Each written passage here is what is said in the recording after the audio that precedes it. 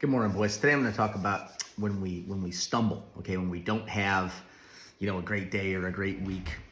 So what I'm talking about is I think we're always on some kind of plan, right? Or I'm always on some kind of plan. Man, I'm trying to eat healthy, or I'm trying to, not drink 6 days a week and just have maybe a drink on the weekend, or trying to lose weight, or I'm trying to make some lifting gains, or trying to get better, whatever it is, okay? You guys in your world have all kinds of things you're trying to do, all right?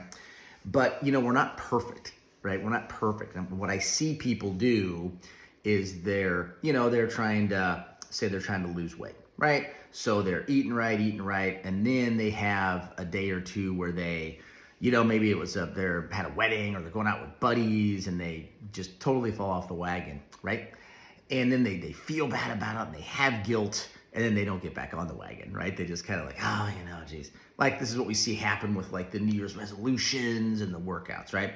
So in general, what you have to try to do is keep your mind positive, okay? Because I get really down when I've had a bad weekend, like this weekend, some great community, but like yesterday, we had a bottle of wine at dinner, which I'm really trying to avoid that because the red wine destroys my sleep. I got my whoop now and it's telling me all the truth, right? So the key is you got to give yourself some grace. And I think the have a bad day, don't have 2 bad days, right? Miss a workout, don't have 2 days in a row where you miss that workout, right? So obviously have an accountability partner for things you're trying to accomplish. Let's say you're, running the marathon or you're trying to work out every day, whatever it is.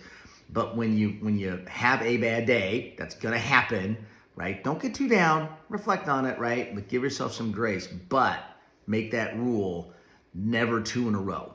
Never 2 in a row. Get back in. Okay? That's my tip of the week. All right. You guys have a great week.